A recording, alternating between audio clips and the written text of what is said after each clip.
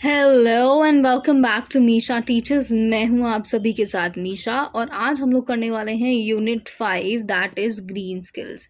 ठीक है, ये जो है इतना लंबा है नहीं और ये आते हैं इसके question and it is very short if I may.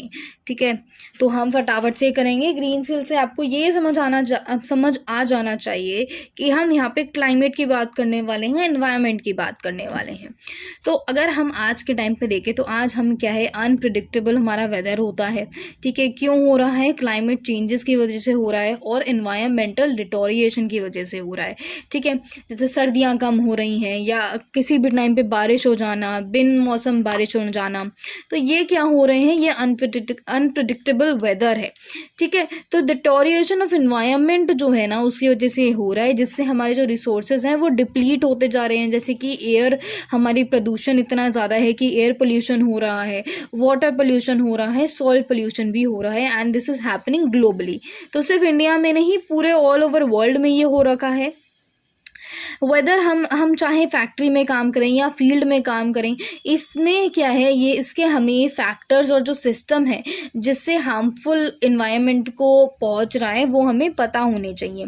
And ऐसी प्रैक्टिसेस हमें पता होनी चाहिए जो कि इन्वायरमेंट फ्रेंडली है एंड जिससे हम क्या कर सकें, ये प्रोसेस को हम यूज़ कर सकें और हम अपनी जो सराउंडिंग है ना उसको कम हार्म पहुँचाएँ या हार्म ना ही पहुँचाएँ तो बेहतर हो। ठीक है, फॉर एग्जाम्पल पोल्यूशन क्या है, मेजर प्रॉब्लम है काफ़ी सिटीज़ की। अगर हम राइजिंग पोल्यूशन लेवल्स को अगर हम देखेंगे तो हम ये देख पाएंगे कि कितना ज़रूरी है। Only if we are aware of various way of controlling and minimizing it. ठीक है, अगर हम राइजिंग पोल्यूशन लेवल्स को चेक करेंगे तब हमें पता चलेगा कि इतना पोल्यूशन हो रहा है एंड उसके बाद हम जो है ना इनके अलग अलग तरीके ढूंढेंगे, सॉल्यूशंस निकालेंगे जिससे हम इसको कंट्रोल कर सकें, पोल्यूशन को कंट्रोल कर सकें और मिनिमाइज़ कर सकें। अब यहाँ पे हमारी जो सबसे बेसिक और सबसे इम्पॉर्टेंट सोल्यूशन जो आती है दैट इज़ कि हमें ट्रीज़ को प्लांट करना चाहिए अपने घर के आसपास। Eco friendly mode of transport use करना चाहिए, जैसे कि बाइसिकल हो गई, इलेक्ट्रिक कार्स हो गई, एक्सेट्रा एक्सेट्रा। ये यूज़ करेंगे तो हमारे जो इन्वायरमेंट है उसको कम हार्म पड़ेगा। इसके साथ साथ हमारे इन्वायरमेंट की अलग अलग तरीके से भी हम ध्यान रख सकते हैं। सबसे पहले तो हमें क्या करना है, ब्रशिंग करते हुए अपने दांत ब्रश करते हुए टैप को खुला नहीं छोड़ना है, या लेफ्ट ओवर वाटर जो है, use left over water for bottles in are bottles for watering plants. अपने पौधों को पानी देना है तो ऐसे पानी से दो जो कि लेफ्ट ओवर वाटर है। या क्लॉथ बैग का इस्तेमाल करो, प्लास्टिक बैग्स का इस्तेमाल ना करें, इको फ्रेंडली प्रोडक्ट्स को खरीदें और पेपर की जो यूसेज है उसको कम किया जाए। ठीक है, ये कुछ बेसिक से तरीके हैं जो कि बचपन से हम पढ़ते आ रहे हैं। Using non toxic and natural product for cleaning and washing. अगर हम क्लीनिंग एंड वॉशिंग के लिए नेचुरल प्रोडक्ट्स का यूज़ करेंगे तो वो क्या होगा, बेटर होगा और इको फ्रेंडली होगा। Cleaning products with sustainability source ingredients and natural oils that are biodegradable and available in eco friendly packaging are conducive for the environment. ठीक है, using plants inside home and other places for air purification। अब plant जो है जैसे कि एक्रा प्लाम हो गया, rubber absorb जो है इसका, and rubber absorb harmful pollutant from the air. तो ये जो हमारा प्लांट है, ठीक है, ये क्या करता है, ये अब्जॉर्ब करता है हार्मफुल पोल्यूटेंट एयर से और उसको प्योरीफाई करता है। सेशन 1 पे आ जाते हैं फटाफट से। सेशन 1 आपका क्या है, ग्रीन जॉब्स के बारे में यहाँ बात कर रहे हैं। आपसे पूछी जा सकती हैं कि 2 तरीके की ग्रीन जॉब्स बता दो, आप 3 तरीके की बता दो, या व्हाट आर ग्रीन जॉब्स। तो ये आपको आना चाहिए। बोर्ड के क्वेश्चन पेपर जब हमने डिस्कस किए थे तो भी ये क्वेश्चन था कि name 2 types of green jobs. तो यू शुड नो क्या जॉब्स हैं एंड वो लिख के आनी होंगी। ठीक है, a way we can contribute to the environment is by encouraging green jobs. Green jobs help protect and restore the environment. Green jobs could be in any sector or industry. ठीक है। तो ग्रीन जॉब्स क्या हैं, environment को healthy बनाने के लिए, restore करने के लिए, प्रोटेक्ट करने के लिए एनकरेज करी जा रही हैं और लोग जो है ना ये ले भी रहे हैं। और ये ग्रीन जॉब्स क्या हैं, किसी भी सेक्टर में हो सकती हैं, किसी भी इंडस्ट्री में हो सकती हैं। जैसे कि ट्रेडिशनल सेक्टर्स में हो सकती है, मैन्युफैक्चरिंग सेक्टर में हो सकती हैं, कंस्ट्रक्शन सेक्टर्स में हो गई, न्यू सेक्टर्स हो गए, जैसे कि रिन्यूएबल एनर्जी जो है हमारे यहाँ पे यूज़ हो सकती है। तो अब ग्रीन जॉब को अगर हम डिफाइन करें, this is your definition, you should remember this. ठीक है, याद कर लेना ये। A green job is defined as the one as one that helps bring about and maintain transition to environmentally sustainable forms of production and consumption। ठीक है, ये आपकी डेफिनेशन है, ये आपको पता होनी चाहिए। ठीक है, ये क्या है, तो ग्रीन जॉब क्या होगी, ऐसी जॉब हो गई जो कि मदद करती है और मेंटेन करवाती है ट्रांजिशन, जिसमें हम इन्वायरमेंटली जो भी सस्टेनेबल फॉर्म ऑफ प्रोडक्शन है या कंजप्शन है, उनको हम इन्वायरमेंटली हम उसको अप्लाई कर सकें। ठीक है, it cut across all sectors, energy में आ सकती है, ये मटेरियल हो गया, वाटर कंजर्वेशन हो गया, वाटर वेस्ट मैनेजमेंट हो गया, पोल्यूशन कंट्रोल हो गया, इन सारी ही चीज़ों में आपकी ग्रीन जॉब यूज़ हो सकती है।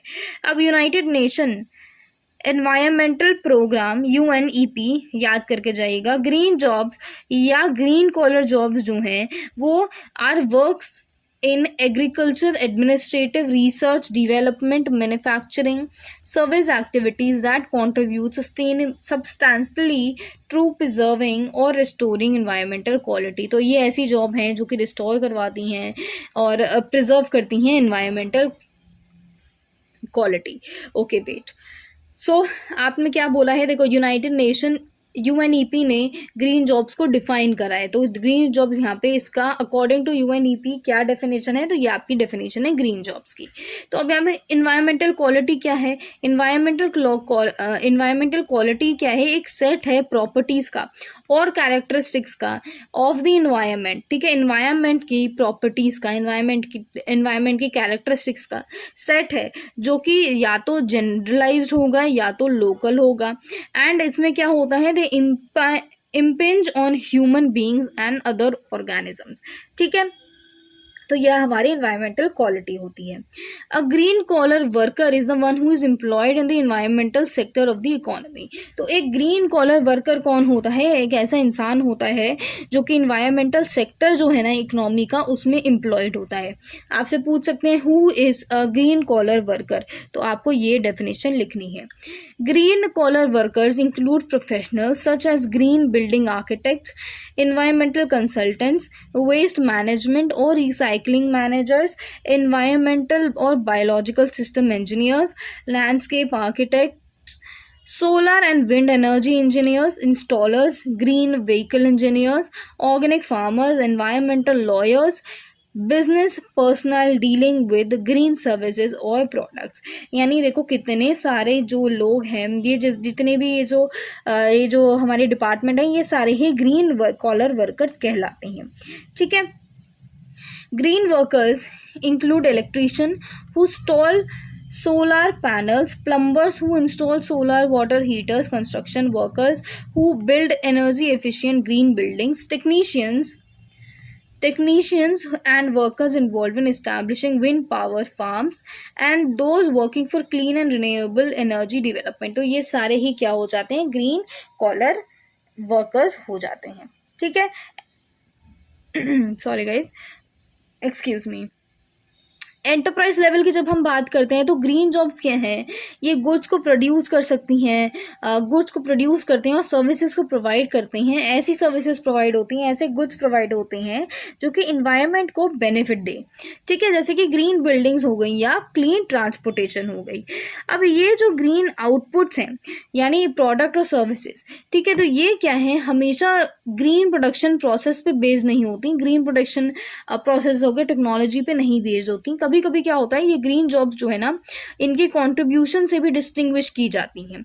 ठीक है, for example green jobs can reduce water consumption और इम्प्रूव रिसाइकलिंग सिस्टम। तो कभी कभी जो हमारी ग्रीन जॉब्स हैं ये वाटर कंजम्पशन को कम करवा सकती हैं और उसके साथ साथ कहा गया, उसके साथ साथ जो रिसाइकलिंग सिस्टम है उसको इम्प्रूव कर सकती हैं। तो इंडिया ने भी काफ़ी मेजर्स जो है ना अडॉप्ट किए हैं, जिससे क्या है sustainability, renewable energy, energy efficiency जो है ना वो मेंटेन हो सके अलग अलग सेक्टर्स में। जैसे कि एफर्ट्स लगाए जा रहे हैं कि हम कार्बन डाइऑक्साइड एमिशन जो है, एमिशन के जो रेट्स हैं व्हीकल से जो निकलते हैं ऑटोमोटिव सेक्टर में, वो कम किए जाएं और उनके बदले क्या किया जाए, नॉन फॉसिल फ्यूल जो हैं उनको प्रमोट किया जाए, जैसे सोलार, हाइड्रो, विंड और जो एनर्जी सोर्सेज हैं पावर जनरेशन के, as energy sources for power generation in power sectors, and enable किया जाए कि एनर्जी एफिशिएंसी टेक्नोलॉजीज आए अलग अलग कॉन्सेप्ट के through the concept of green building and in the construction area. तो जब हमारा ग्रीन बिल्डिंग का कंस्ट्रक्शन एरिया में जब हमारी ग्रीन बिल्डिंग का कॉन्सेप्ट आएगा, इससे अलग अलग एनर्जी एफिशिएंसी टेक्नोलॉजी आएंगी, इससे हम अलग अलग क्या है अलग अलग जो है ना पावर जनरेशन हो गया, ये सारी चीज़ें हम अलग अलग चीज़ों को अप्लाई कर सकते हैं, जिससे क्या हो हमारा एनवायरनमेंट जो है वो सेव हो सके। ठीक है, जो गवर्नमेंट है अलग अलग जो हमारी प्राइवेट प्लेयर्स हैं, प्राइवेट कंपनीज हैं, उनके साथ क्या कर रही है, उनके साथ कोलैबोरेशन कर रही है, जिससे क्या हो सके एनर्जी अवेयरनेस जो है वो बढ़ाई जा सके। कस्टमर कंज्यूमर जो चेंजिंग कंज्यूमर बिहेवियर है उसको समझा जा सके कि कंज्यूमर का बिहेवियर कैसे चेंज हो रहा है। ठीक है, जो भी हमारे एनर्जी कोड्स हैं उनको समझा जाए और उनको सेटिंग किया जाए, उनके बारे में जाना जाए कि इनको हमें आगे चल के कैसे चेंज करना होगा। एंड इसके साथ साथ एनर्जी एफिशिएंसी डिज़ाइन जो है उसको इवॉल्व किया जाए, टेक्नोलॉजीज़ को इवॉल्व किया जाए। ठीक है, to address the skilled workforce issues associated with sustainable development.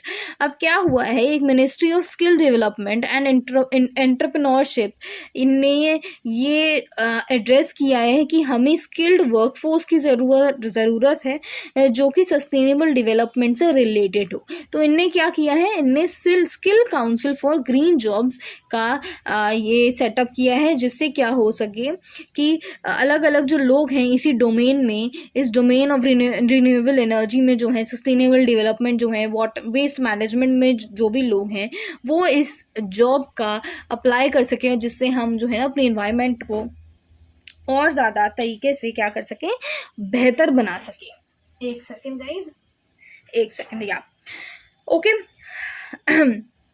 ये क्या कहेंगे हम, यू कैन रिमेंबर दिस।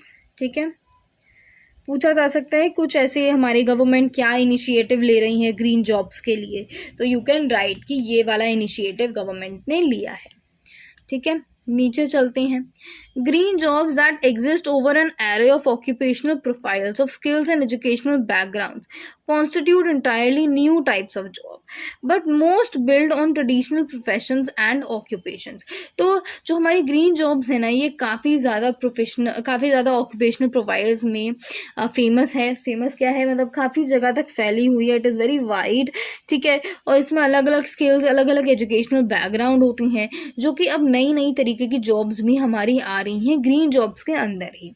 ठीक है, with the aim of providing a greener economy and creating environmental friendly employment opportunities, the government is also providing impetus for green jobs as a part of reconstructed growth strategy under its Make in India campaign। ठीक है, तो ये आपका second point हो सकता है कि government क्या काम करे, तो यहाँ पे आप ये वाला पॉइंट लिख सकते हो। तो एक मेक इन इंडिया कैंपेन आप सभी ने सुना होगा। इस कैंपेन को बेसिकली डिज़ाइन किया था जिससे जो इन्वेस्टमेंट है उसको फैसिलिटेट कर सके, उसके साथ साथ इंश्योर कर सके कि हमारी फास्टर इनोवेशन हो रही है, स्किल डेवलपमेंट बढ़ रहा है, और जो इंटेलेक्चुअल प्रॉपर्टी है ना उसको प्रोटेक्ट किया जा रहा है, और बेस्ट से बेस्ट हमारा जो मैन्युफैक्चरिंग स्ट्रक्चर्स हैं उनको और बेहतर बनाएं, एंड इन दी एंड हम जो है ना अपनी चीज़ अपने इंडिया में ही बनाएं। ठीक है, ये कुछ इन्फॉर्मेशन है बाद में पढ़ लेना, मैं ये पढ़ के नहीं बताऊंगी आपको। ठीक है, इट्स वेरी बेसिक।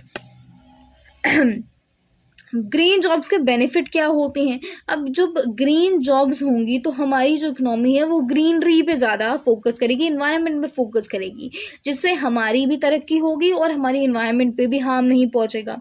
अब ये जो है एक मेजर अपॉर्चुनिटी होती है नए बिजनेसेस को स्टार्ट करने के लिए, नई मार्केट को डेवलपमेंट करने के लिए और लो एनर्जी कॉस्ट जो है उनको डेवलप करने के लिए। तो ये जो ग्रीन जॉब्स हैं ये इन्वायरमेंट को प्रोटेक्ट करती हैं, कार्बन फुटप्रिंट जो है उसको रिड्यूस करती हैं, एंड ये क्या बन रही है कि इकोनॉमिक ड्राइवर बन रही हैं अब 21st सेंचुरी का। तो क्या क्या आपसे पूछा जाएगा कि भाई ग्रीन जॉब्स की बेनिफिट क्या होते हैं, ये जो पॉइंट हैं कुछ ये आपको लिखने हैं।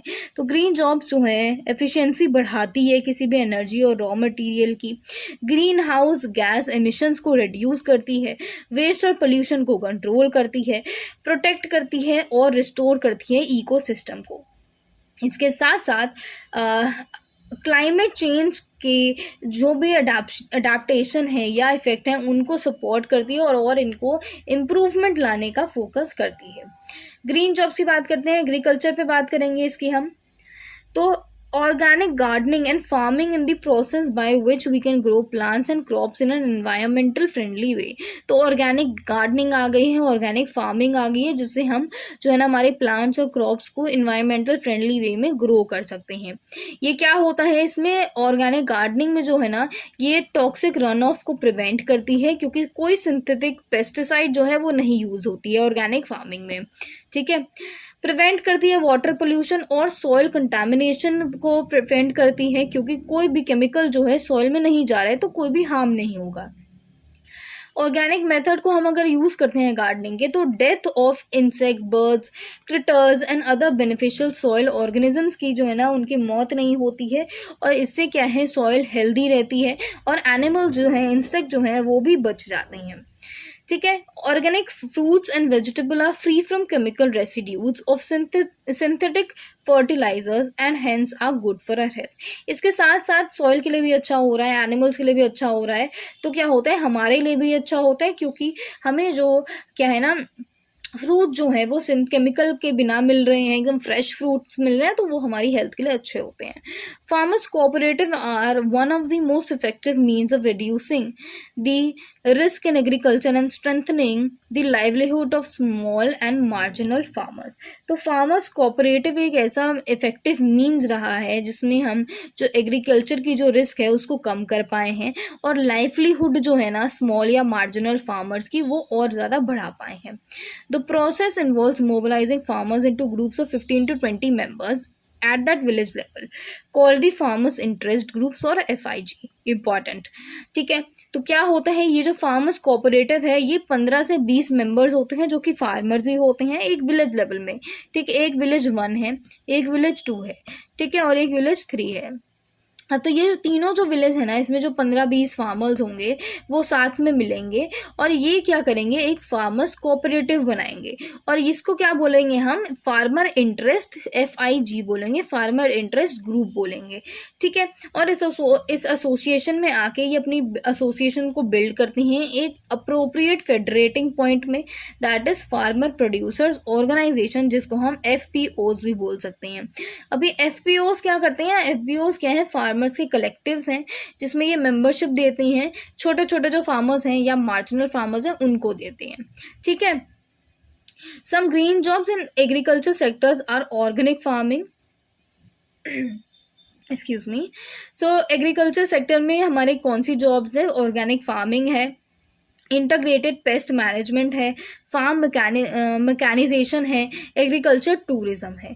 ठीक है, द कृषि विज्ञान केंद्र याद कर लेना, setup by government can be utilize to provide support activities like technology dissemination, training awareness to local youth and farmer for collection, storage and reuse of आर्गो वेस्ट। तो ये जो हमारा कृषि विज्ञान केंद्र है ये गवर्नमेंट ने सेट किया है, और ये इसलिए सेट किया है जिससे हम जो है ना जो भी फार्मर्स हैं, कोई भी जो फार्मर स्मॉल मार्जिनल फार्मर्स हैं या नॉर्मल जो फार्मर्स हैं उनको हम ये एक्टिविटी से सपोर्ट कर पाएँ, जैसे कि ट्रेनिंग दे पाएँ हम यूथ को, फार्मर्स को, टेक्नोलॉजी के बारे में बता पाएँ कि कैसे आप इस टेक्नोलॉजी को यूज़ करके कलेक्शन कर सकती हो, स्टोरेज कर सकती हो, और जो आर्गो वेस्ट है वो कम कर सकती हो। ठीक है, ग्रीन जॉब्स ट्रांसपोर्टेशन की बात करते हैं तो ग्रीन जॉब ट्रांसपोर्टेशन में क्या है, use of energy efficient vehicles and alternate fuels like compressed natural gas, CNG का यूज़ काफ़ी आपने देखा होगा कैब वाले यूज़ करते हैं। इससे क्या होता है, ग्रीन हाउस गैस एमिशंस कम होते हैं। और न्यू बायोफ्यूल पॉलिसी जो है ना, ये गवर्नमेंट ने इंट्रोड्यूस करी है 10 अगस्त 2018 में, जिसका इनका जो गवर्नमेंट का जो फोकस है वो ये है कि ये एनहांस्ड बायोमास जो है उसको इम्प्रूव कर सकें। ठीक है, अवेलेबिलिटी जो है एथेनॉल की वो इम्प्रूव कर सकें, जिससे क्या हो, कैसे इम्प्रूव होगी एथेनॉल की अवेलेबिलिटी, स्टार्च के थ्रू और शुगर बेस्ड फीड स्टॉक के थ्रू एथेनॉल की जो टेक्नोलॉजीज़ हैं उनको डेवलप करके और बायोडीजल का प्रोडक्शन इंक्रीज करके ब्लेंडिंग के लिए। ठीक है, बायोफ्यूल्स जो हैं ये डायरेक्टली या इनडायरेक्टली प्रोड्यूस किए जाते हैं ऑर्गेनिक मटेरियल से, that includes bio CNG, biomethanol and कैनरेट, एंड ये क्या होता है, इसी से आपकी ग्रीन जॉब्स भी जनरेट हो सकती हैं। फिर क्या है, द एनर्जी एफिशिएंसी सीई services limited EESL under the Ministry of Power has launched an electric vehicle program which aims towards offering a comprehensive solution to facilitate the adoption of disruptive technology in India। तो EESL जो है ये ministry of power के under आता है और इन्होंने जो है इलेक्ट्रिक व्हीकल प्रोग्राम को लॉन्च किया है और इस प्रोग्राम का ये एम है कि कॉम्प्रिहेंसिव सोल्यूशन प्रोवाइड कर सकें, जिससे क्या हो, हम जो है ना इलेक्ट्रिक व्हीकल को प्रमोट कर सकें। ठीक है, एक मार्केट क्रिएट कर सकें इलेक्ट्रिक व्हीकल की, ऐसी टेक्नोलॉजी आ जाए जिसमें हम ई मोबिलिटी जो है कंट्री में वो और ज़्यादा रैपिडली इंक्रीज हो सके। ये क्या होता है, इसमें हम रोड, रेल, सी और एयर बेस्ड व्हीकल्स पे सभी पे फोकस कर रहे हैं कि इन पे हम कैसे इलेक्ट्रिक ड्राइव लगा सकते हैं, कैसे इलेक्ट्रिक चार्ज लगा सकते हैं किसी एक्सटर्नल सोर्स के साथ या हाइड्रोजन के साथ in case of fuel cell electric vehicle. ठीक है, some electric vehicle technology are, देखो कुछ आपसे पूछ सकते हैं कोई इलेक्ट्रिक व्हीकल टेक्नोलॉजी क्या हो सकती है, तो hybridized with fossil fuel engines, that is plug in hybrid electric vehicles और PHEVs, ये हो जाएंगे यहाँ पे। एंड इसके साथ ऐसे कुछ व्हीकल्स हैं जो ये यूज़ करते हैं और कुछ दूसरे जो व्हीकल्स हैं वो इलेक्ट्रिक पावर विया बैटरी यूज़ करते हैं, जिसमें आपके बैटरी इलेक्ट्रिक व्हीकल्स आ जाते हैं। The emergence of electric drives as an alternate to internal combustion engines has opened opportunity for new entrants in the automotive market। ठीक है, तो अब इससे ये जब नई चीज़ों में हम क्या है रिसर्च कर रहे हैं और नई चीज़ें ला रहे हैं तो हमारी क्या है नई ग्रीन जॉब्स और भी बन सकती हैं, नए हम जॉब्स जो है ना ऑटोमोटिव मार्केट में क्रिएट कर सकते हैं। अब यहाँ पे स्किल ट्रेनिंग जो है एंटरप्रेन्योर्स के लिए, हैंडलिंग के लिए, मेंटेनिंग करने के लिए, ई रिक्शास के लिए, ये भी क्या है नई ग्रीन जॉब्स जो है ट्रांसपोर्ट सेक्टर में क्रिएट कर सकते हैं। ठीक है, green jobs in water conservation, green jobs water harvesting में आ जाती है और कंजर्वेशन में आ जाती है, जैसे कि roof top rain water harvesting जो है ये एक ऐसा प्रोसेस है जहाँ पे रेन वाटर को कलेक्ट किया जाता है टैंक्स में और इनको बाद में यूज़ किया जाता है। अब ये जो है ये सारे घरों में यूज़ होता है, सारे बिल्डिंग में यूज़ करा जा सकता है। इससे क्या होता है ये जो वाटर टेबल है वो भी इंक्रीज होती है। साइकिल रन वाटर पम्प जो हैं इनको यूज़ किया जाता है इलेक्ट्रिसिटी रन पंप्स को यूज़ नहीं किया जाता है। These do not consume electricity and provide a way for people to exercise। ये जो है हमारे वो साइकिल रन वाटर पंप जो हैं ये इलेक्ट्रिसिटी यूज़ नहीं करती हैं और एक तरीके से ये एक्सरसाइज हो जाती है लोगों की। ठीक है, some common green jobs in the agriculture sector are related to water quality testing, water conservation and water management. Agriculture में ये भी कुछ जॉब्स हैं जो यूज़ होती हैं। अब बैम्बू चैनल, अब using bamboo channels for drip irrigation is an eco friendly way of irrigating the land. ठीक है, इसमें क्या होता है, ड्रिप इरिगेशन में इको फ्रेंडली वे होता है जिससे आप लैंड को इरिगेट कर सकते हो। वाटर को एफिशिएंटली यूज कर सकते हो बिना किसी वेस्टेज के। ठीक है, चीपर होता है ये बनाने में, एंड 2-3 साल के बाद जब बैम्बू खत्म हो जाता है या रॉट हो जाता है तो ये बैम्बू को क्या है, हम सॉइल में एज अ मैन्योर ऐड कर सकते हैं। Green jobs in solar and wind energy. अब ग्रीन जॉब सोलर और विंड एनर्जी में कैसे होती हैं, अब जब सोलर और विंड एनर्जी पावर प्लांट जो हैं ये एनर्जी ये जो है क्लीन एनर्जी क्या है प्रोवाइड करती हैं। अब a solar photovoltaic installer installs and maintains solar panels in homes and businesses और land। ठीक है, अब आपने सोना जैसे देखे होंगे, ये लगे होते हैं अलग अलग बिल्डिंग में लग सकते हैं, किसी भी बिल्डिंग में लग सकते हैं, किसी के घरों में लगे होते हैं, बिजनेसेस में होते हैं, लैंड में इन जनरल लगे होते हैं। ठीक है, a solar lightning technician assembles, test and repairs different types of solar photovoltaic home lightning system and street lights. तो ये अलग कहीं पे भी लग सकते हैं ये। ठीक है, और कौन जो है ना हमारा लाइटनिंग टेक्नीशियन जो है वो ये लगा सकता है। अब इसमें कुछ जॉब्स क्या हो जाती हैं, रूफर की जॉब हो जाती है, सोलार पैनल इंस्टॉलेशन टेक्नीशियन की हो जाती है, और फील्ड टेक्नीशियन की हो जाती है। ठीक है, इको टूरिज्म की बात करते हैं, green jobs in eco tourism. तो eco tourism is intended to provide an experience to visitors to understand the importance of conserving resources, reducing waste, enhancing the natural environment and reducing pollution। तो eco tourism जो है ना ये इसीलिए हमने बनाया है, या ये इसका मेन पर्पस जो है इको टूरिज्म का ये है कि विजिटर्स को आप समझाओ कि कितना ज़रूरी है रिसोर्सेज को कंजर्व करना, वो वेस्ट को कम करना, और नेचुरल एनवायरनमेंट जो है उसको एनहांस करना, पोल्यूशन को रिड्यूस करना। इससे क्या होगा, इससे आप जो पब्लिक इमेज है उसको बढ़ा सकोगे, विजिटर्स को अच्छा लगेगा उस जगह के बारे में, और उसके साथ साथ एक एनवायरमेंटल फ्रेंडली प्लेस बना सकोगे। Green jobs in eco tourism क्या हो जाती हैं, इको टूर गाइड्स हो जाते हैं एंड इको टूरिज्म ऑपरेटर हो जाते हैं। Green jobs in building and construction में क्या आ जाता है, make sure you guys read this. Okay, houses and building जो है इन्वायरमेंटल फ्रेंडली बन रही है, सस्टेनेबल बिल्डिंग मटेरियल यूज़ किया जाता है, and eco friendly construction process use किया जाता है, ग्रीन ऑपरेशंस यूज़ किए जाते हैं। ग्रीन बिल्डिंग डिज़ाइंस को जो है प्रमोट किया जा रहा है, एंड ये जो है ना इंटीग्रेटेड अप्रोच जो है प्रोवाइड करते हैं जिससे हम रिन्यूएबल और नॉन रिन्यूएबल रिसोर्सेज को यूटिलाइज कर सकें।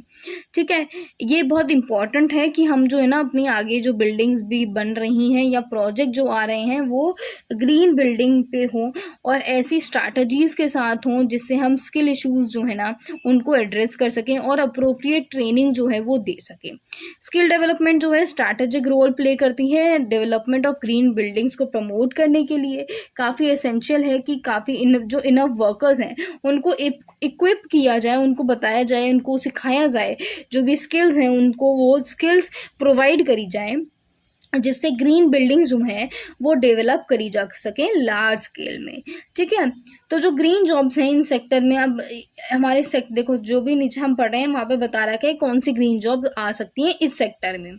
तो कंस्ट्रक्शन के सेक्टर में आपका आ सकता है construction, landscape gardening, maintenance of green components, water management etcetera. ठीक है, अरे green job in solid waste management में आते हैं। सॉलिड वेस्ट क्या होता है, कोई भी ऐसा डिस्कार्डेड सॉलिड फ्रैक्शन होता है जो कि डोमेस्टिक यूनिट से, ट्रेड सेंटर से, कमर्शियल एस्टैब्लिशमेंट से, इंडस्ट्री से, एग्रीकल्चर से, इंस्टीट्यूशन से, पब्लिक सर्विसेज से, माइनिंग एक्टिविटी से जनरेट होता है। ठीक है, तो ये जो हमारी मिनिस्ट्री है, ministry of urban development, government of India ने सॉलिड वेस्ट को 14 कैटेगरी में डिफाइन किया गया है, क्लासिफाई किया गया है। और कैसे क्लासिफाई किया है, सोर्स ऑफ ओरिजिन के टाइप से क्लासिफाई किया है, टाइप ऑफ वेस्ट के क्लासिफाई से किया है। जैसे कि डोमेस्टिक हो गया, म्यूनिसिपल हो गया, कमर्शियल हो गया, इंडस्ट्रियल हो गया, इंस्टीट्यूशनल हो गया, garbage, ash, street sweepings, dead animals, constructions and demolition, demolition waste, बल्कि, हजार्डियस एंड सीवेज वेस्ट, ये कुछ कैटेगरीज हैं जिसके बेस पे इनने क्या है क्लासिफाई किया है।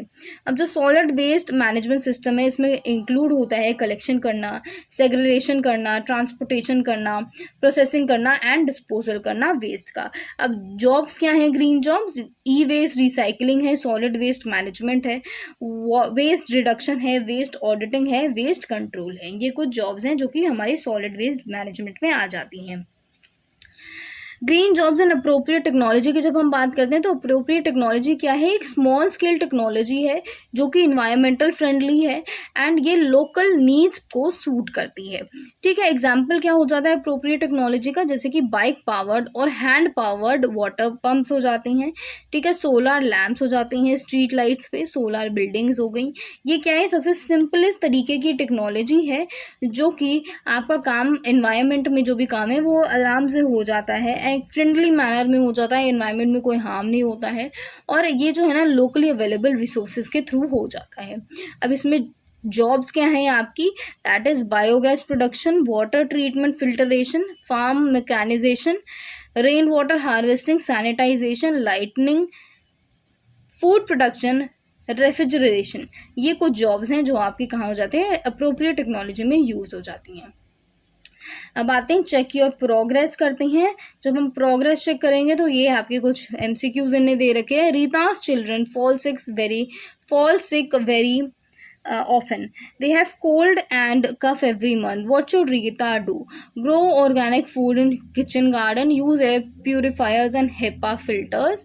Keep them inside in the whole house all time. Paint her house with देखो ये D नहीं होगा, B भी नहीं होगा। ग्रो ऑर्गेनिक फूड कैसे करोगे आप?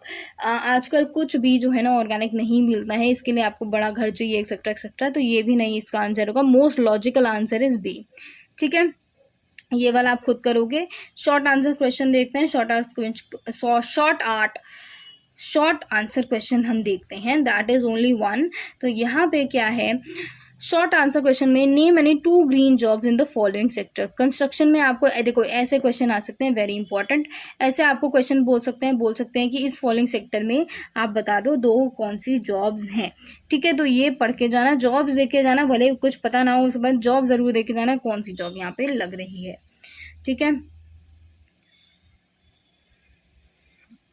आ जाते हैं सेशन 2 में। तो session 2 is important of green jobs. Green jobs क्यों हमारे लिए ज़रूरी हैं?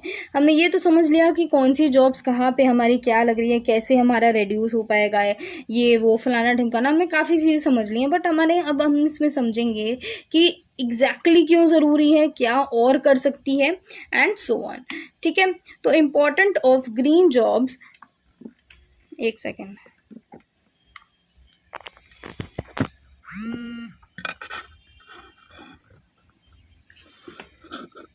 okay.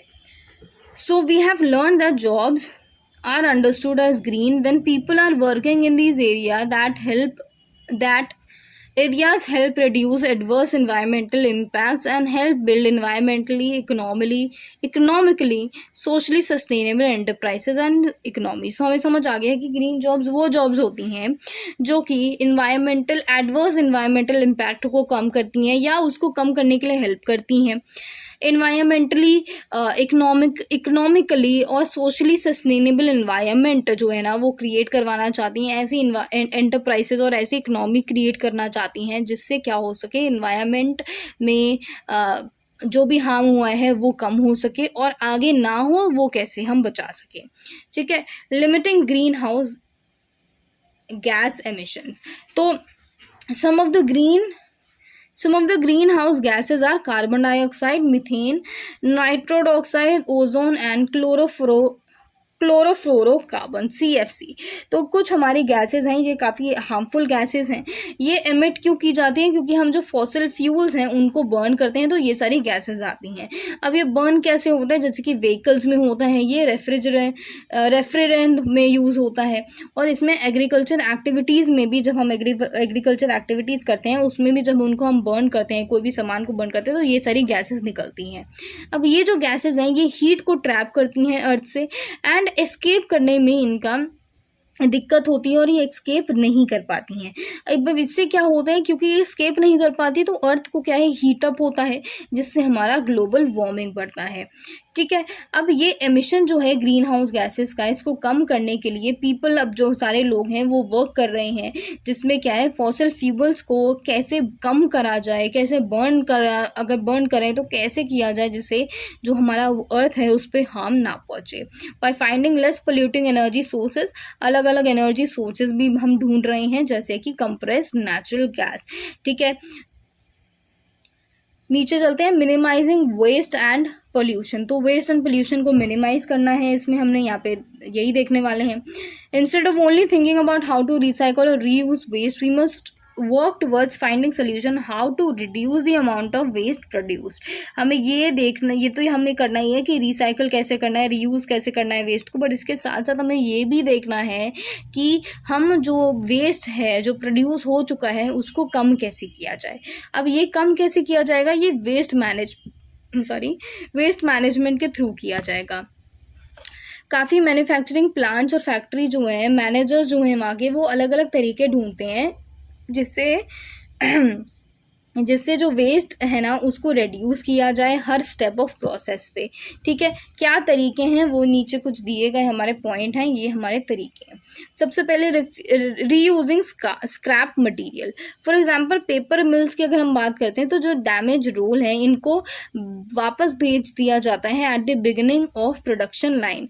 ठीक है, they are added as raw material in manufacture of plastic item of cuts and scrap are reincorporated into new products। ठीक है, तो पेपर मिल्स में जो भी डैमेज रोल होते हैं उनको क्या किया जाता है, उनको जो प्रोडक्शन लाइन है उन्हीं के पास वापस भेज दिया जाता है एज रॉ मटेरियल। ठीक है, ये सेम चीज़ प्लास्टिक आइटम के साथ होती है, ऑफ कट्स के साथ होती है, स्क्रैप के साथ होती है। ठीक है, इंश्योरिंग क्वालिटी कंट्रोल। तो क्वालिटी कंट्रोल में क्या है, if the quality of product is maintained there will be a decrease in rejected products thus reducing waste. Automated monitoring equipment are now being used which can help identify production problem at early stage. तो क्या हो रहा है, अगर कोई quality product की कोई quality को अगर हम मेंटेन किया जा रहा है तो क्या हो जाएगा, उसको उसमें डिक्रीज हो जाएगा रिजेक्टेड प्रोडक्ट्स में। तो क्या किया जा रहा है, अगर रिजेक्टेड प्रोडक्ट्स में डिक्रीज होगा तो रिड्यूस जो वेस्ट है वो कम होगा। यानी अगर कोई अच्छी क्वालिटी वाला सामान है उसको हम रेगुलर अपने उसी क्वालिटी पे बेच रहे हैं तो क्या होगा, कम डिक्रीज होगा। And as an I mean कि अगर अगर कोई बढ़िया क्वालिटी का हम सामान बेच रहे हैं, ठीक है, अगर किसी की क्वालिटी 90% बहुत अच्छी है और यही हम लॉन्ग टर्म में 90% ही अपनी क्वालिटी रखेंगे तो क्या होगा, इससे जो कस्टमर्स हैं इसको कम रिजेक्ट करेंगे और ज़्यादा क्या है खरीदेंगे। जब ये ज़्यादा खरीदेंगे तो क्या होगा, हमारा वेस्ट जो है वो कम क्रिएट होगा और क्या होगा, रेड्यूस हम कर पाएंगे वेस्ट को। ठीक है, इसीलिए क्या किया जा रहा है, ऑटोमेटेड मॉनिटरिंग इक्विपमेंट आ रही हैं, उनको यूज़ किया जा रहा है, जिसके जो प्रोडक्शन की जो शुरुआत में जो प्रॉब्लम्स होती हैं वो हम आसानी से पता लगा पाएँ पहले ही। ठीक है,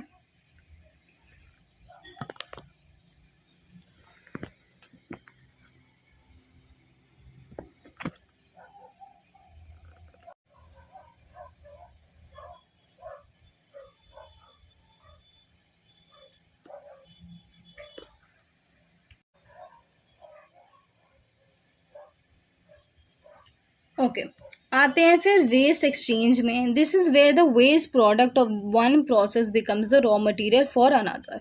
it represents the way of reducing waste disposal through reuse. तो यानी वेस्ट एक्सचेंज में क्या हो रहा है, हम बेसिकली रीयूज कर रहे हैं। ठीक है, मैनेजिंग ई वेस्ट में क्या आ जाता है, एडवांस टेक्नोलॉजी जैसे हो रही है तो हमें और प्रॉब्लम्स आ रही है, जैसे कि ई वेस्ट को हम कैसे संभालेंगे। जैसे कि पुराने मोबाइल फ़ोन हो गए, पुराने लैपटॉप हो गए, पुराने टेलीविज़न सेट हो गए। इसलिए ज़रूरी है कि सस्टेनेबल डेवलपमेंट और हम जो है ना रीसाइकलिंग ई वेस्ट को और ज़्यादा अच्छे तरीके से देखें और इनको कैसे सॉल्व करना है वो हम देख पाएँ। ठीक है, फिर use of eco friendly material क्या हो रहा है, scientist have discovered various material which are eco friendly. जैसे कि बनाना लीफ जो है, पेपर प्लेट जो है, ये ईजिली डिस्पोजेबल हो जाती हैं और इन्वायरमेंट में आराम से मिल जाती हैं। ठीक है, तो इसीलिए ये ज़्यादा एनकरेज किया जा रहा है और ईजिली अवेलेबल भी होती हैं ये, ठीक है, ईजिली अवेलेबल होती हैं और इन्हीं की नीड्स को और ज़्यादा एनकरेज किया जाना चाहिए, ठीक है। Protecting and restoring ecosystem. Ecosystem क्या है? हमारी कम्युनिटी है जिसमें सारे लिविंग और non living things non living beings जो हैं वो साथ में एग्जिस्ट कर रहे हैं, इंटरैक्ट कर रहे हैं आपस में, और आपस में एक दूसरे को सपोर्ट कर रहे हैं। ये क्या है? एक परफेक्ट बैलेंस बनाता है जहाँ पे सारे स्पीशीज जो हैं एक साथ सर्वाइव कर सकते हैं। तो जो ह्यूमन एक्टिविटीज़ हैं जैसे कि excess felling of trees can lead to destruction of the ecosystem. अब डिफॉरेस्टेशन से क्या हो रहा है, लोग जो भी जंगल्स वगैरह है, फॉरेस्ट वगैरह है, वो ख़त्म हो रहे हैं, जिससे क्या हो रहा है? एनिमल्स को हार्म पहुँच रहा है, इंसेक्ट को हार्म पहुँच रहा है। तो ये क्या है? ह्यूमन एक्टिविटी है। हम क्या कर रहे हैं? क्लाइमेट चेंज हो रहा है, नेचुरल डिजास्टर्स आ रहे हैं, जिससे क्या हो रहा है? जो भी लिविंग बींग्स हैं उनका सर्वाइव करना काफ़ी मुश्किल हो रहा है।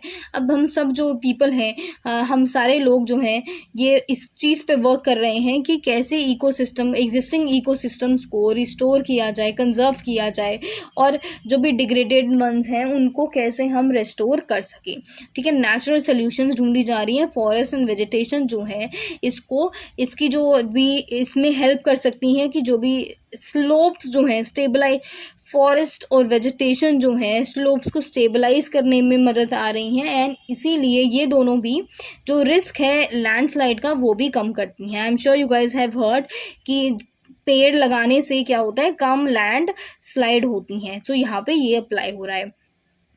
वेटलैंड जो है ये फ्लड्स, जो भी फ्लड्स हो रहे हैं उनको कंट्रोल कर सकते हैं। इसीलिए हमें क्या करना चाहिए? फॉरेस्ट को कट करने से अवॉइड करना चाहिए, और जो ट्रीज़ हैं उनको प्लांट करना चाहिए। सॉइल हेल्थ में इन्वेस्ट करना चाहिए। रेस्टोरेशन जो है ना हमारा, रेस्टोरेशन से हम जो एमिशन है ग्रीन हाउस गैसेस को उसको कंट्रोल कर सकते हैं, ठीक है। नीचे चलते हैं। नीचे आता है आपका कि adapting to the effect of climate change. अब देखो क्लाइमेट जो है वो ऑलरेडी, देखो हम डैमेज तो बहुत सारा हमने कर रखा है, ऑलरेडी डन है हमारा डैमेज, और इसी डैमेज की वजह से हमारा क्लाइमेट चेंज होता जा रहा है। अब even though people are trying to control the emission of green house gases, global warming will be there due to the damage already done in terms of felling of trees. अब देखो pollution तो हो चुका है, अब उसका effect तो रहेगा ना। अब कितने टाइम तक रहेगा? You don't know that.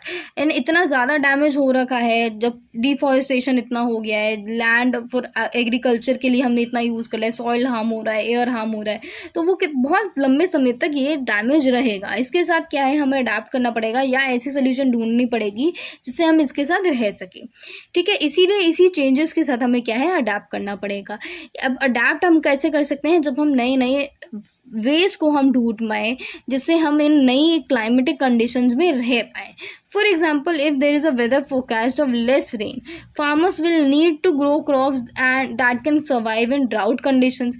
अब कई सी जगह कम रेन की आशंका है कि यहाँ बारिश नहीं होगी, तो फिर भी फार्मर्स को तो अपने क्रॉप्स ग्रो करने के लिए पानी की ज़रूरत होगी ही होगी। तो क्या हो रहा है? गवर्नमेंट ऑफ इंडिया ने national action plan on climate change को इम्पॉर्टेंट को क्या करा है? लॉन्च किया है जून 2008 में, जो कि क्लाइमेट चेंज और इन्हीं से रिलेटेड इश्यूज को डील करता है। अब ये जो NAPCC है इसमें 8 मिशंस हैं स्पेसिफिक एरियाज़ के लिए। अब 8 एरियाज़ कौन से हैं? Solar energy, enhance energy efficiency, habitat, water, sustaining Himalayan ecosystem, forestry, agriculture and strategic knowledge for climate change. ये सारे इसमें फोकस किया जा रहा है, एंड ऐसे इश्यूज को एड्रेस किया जा रहा है जो कि mitigation of green house gases and adaptation of adverse impact of climate change on environment, forest, habitat, water resources, agriculture पे फोकस किया जा रहा है। इनको और कैसे हम बचा सकें एंड इनको कंजर्व कैसे कर सकें वो देखा जा रहा है, ठीक है। प्रोग्रेस चेक कर लेते हैं फटाफट से। There is a garbage bin in your canteen and it generally gets filled beyond capacity every day. What should you do? ठीक है, ये क्वेश्चन केस बेस्ड क्वेश्चन है, ऐसे क्वेश्चन कभी कभी दे देती है CBSE. Ask the canteen management to get a bigger bin. Suggest what? Suggest ways to reduce amount of garbage collected. Throw garbage on the floor and walk away. Talk to your friends about the problem. तो यहाँ पे हमारा answer क्या होना चाहिए? और हमारा answer होना चाहिए A B C D, इसमें से हमें कौन सा चूज करना चाहिए? 1 2 एंड 3, 1 2 एंड 3, बिल्कुल नहीं, हमारा 3 तो देखो 3 होगा ही नहीं, 3 you can not do that is very wrong, तो 3 वाला हम हटा देते हैं।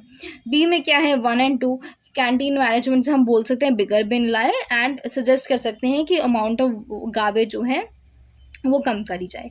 सी की बात करते हैं, सी है 1 2 1 3 and 4, no no no, this is also wrong, ये भी नहीं होगा, and 1 and 4, I will say it is B, तो बी इसका आंसर होगा कि आप ये दोनों चीज़ें कर सकते हो।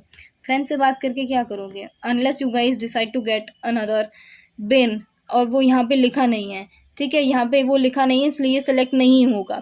अगर यहाँ लिखा होता talk to your friends about the problem and get a new bigger bin that will solve the problem, तो ये आंसर हो सकता था, बट यहाँ पे नहीं लिखा है, यहाँ पे बस ये लिखा है कि आपने प्रॉब्लम के बारे में अपने दोस्तों से बात करी है, so this will not be the answer. ठीक है, सेकंड की बात करते हैं ना, steel factory a lot of utensils are being made, the manager finds a number of defective pieces which have been discarded, how can a person minimize the waste? अब ये जो डिफेक्टेड पीस हैं ये क्या है? बेसिकली वेस्ट है, तो इनको कैसे क्या करा जाए, कैसे मिनिमाइज किया जाए? गिव इट टू कबाड़ी वाला और scrap dealer, dump it in the landfill site, send it back to the production line to be melted, sell it in the market. हमारा देखो हमने ऊपर पढ़ा था कि कोई भी ऐसा आता है, कोई भी ऐसा प्रोडक्ट आ रहा है जिसकी ज़रूरत नहीं हो रही है या ख़राब हो रहा है, तो उसको प्रोडक्शन लाइन में हम वापस भेज देते हैं। अब जब ये जो स्टील है इसको क्या होगा, प्रोडक्शन लाइन में जब हम भेजेंगे तो वो मेल्ट कर देंगे, जिससे क्या हो जाएगा, ये फिर से रेडी टू मेक हो जाएगा और फिर वापस क्या है, स्टील फैक्ट्री में ये जा सकते हैं जहाँ पे नए यूटेंसिल्स बन सकते हैं। शॉर्ट आंसर क्वेश्चन पे आती हैं, list some ways by which we can reduce the amount of waste generated. देखो ये क्वेश्चन आ सकता है, वेरी इंपॉर्टेंट, आपको पता होना चाहिए ऐसे तरीके जिससे आप वेस्ट को कम कर सकते हो, जो भी वेस्ट हुआ है उसको रिड्यूस कर सकते हो। Explain the importance of green job in reducing the emission of green house gases, ये भी इंपॉर्टेंट है कि हमारे जो ग्रीन जॉब्स हैं ये क्यों ज़रूरी हैं ग्रीन हाउस गैसेस को कम करने के लिए। ठीक है गाइज, ये हो गया है आपका चैप्टर 5 कंप्लीट। इम्पॉर्टेंट चैप्टर है बट इससे ज़्यादा इम्पॉर्टेंट मेरे ख्याल से जो है वो आपका है unit 4 that is entrepreneurship, but ये भी ज़रूरी है, इस बोर्ड में इसके क्वेश्चन आए हैं। आई होप जो भी मैंने पढ़ाया हो वो अच्छे से समझ आया हो। ठीक है, ओके, इसी के साथ मैं चलती हूँ, bye bye guys, take care.